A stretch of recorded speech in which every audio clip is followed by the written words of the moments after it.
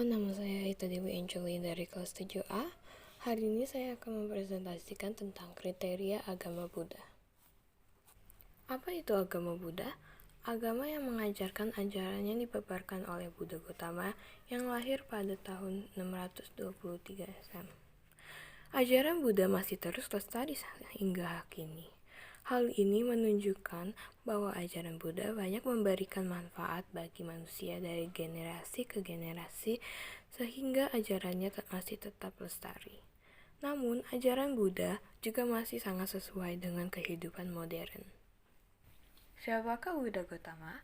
Buddha Gautama awalnya adalah seorang pangeran bernama Siddhartha Gautama yang melewatkan masa kecilnya di istana Kapilavatthu. Pada usia 29 tahun, ia meninggalkan istananya dan memutuskan untuk menjadi petapa. Perjuangannya menjadi petapa sangat berat, namun ia tidak juga menemukan obat untuk terbebas dari derita. Ia betapa dengan sangat keras, ia nyaris tidak makan dan minum selama 6 tahun, namun ia juga tidak berhasil. Petapa Gautama lalu mulai makan secukupnya dan mulai bermeditasi. Malam itu, pada bulan Waisakha, Petapa Gautama menjadi Buddha. Beliau menemukan cara untuk selamanya mengakhiri duka. Temuan Buddha ini disebut Dhamma.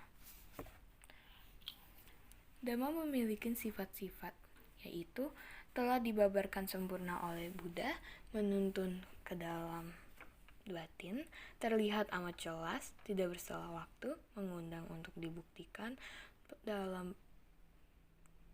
dapat diselami para bijaksana dalam batin masing-masing. Jika kamu pergi ke wihara yang berbeda, kamu akan menemukan cara ibadah yang berbeda, bahasa yang berbeda, model jubah biku-bikuni yang berbeda, dan beberapa perbedaan lainnya. Mengapa bisa terjadi perbedaan seperti itu? Hal ini terjadi karena agama Buddha berkembang dan menyesuaikan diri dengan budaya masing-masing. Biku di daerah yang lebih dingin mengenakan jubah yang lebih tebal dan tertutup untuk melindungi diri dari udara dingin. Para biku di daerah yang lebih panas seperti di Thailand, Myanmar, atau Sri Lanka mengenakan jubah yang lebih tipis dan tidak terlalu tertutup supaya tidak kepanasan.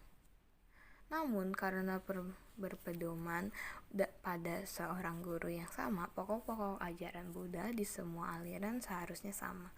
Kesamaan inilah yang kemudian dijadikan pokok-pokok ajaran Buddha yang disepakati dalam Kongres Umat Buddha I di Yogyakarta pada tahun 1977 sebagai kriteria agama Buddha di Indonesia.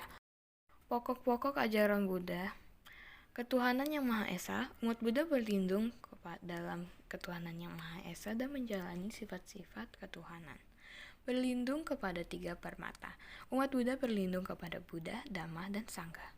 Bodhisatta. Bodhisatta adalah makhluk yang menyempurnakan diri dalam Dhamma demi cita-cita mencapai kebahagiaan nibbana demi kebaikan dan kebahagiaan banyak makhluk, atau calon Buddha. 4 kebenaran Arya. Pemahaman tentang duka, sebab duka, akhir duka, dan jalan menuju akhir duka.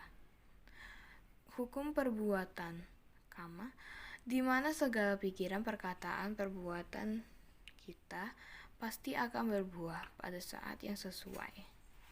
Hukum kelahiran ulang. Dia makhluk mengalami kelahiran ulang di mana karma pada kehidupan yang satu berlaku juga pada kehidupan lainnya, dan karmalah yang menentukan kemana makhluk terlahir ulang setelah ia meninggal. Hukum 3 ciri kehidupan.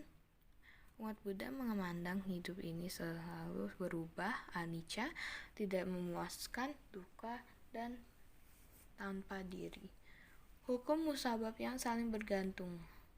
Memahami hukum musabab yang saling bergantung mengajarkan kita untuk mengenali penderitaan dan mengakhiri penderitaan. Nibbana sebagai tujuan akhir. Setiap umat Buddha meyakini Nibbana sebagai tujuan akhir. Ia yang telah mencapai Nibbana tak akan lagi menderita akan hal buruk atau hal baik yang terjadi padanya.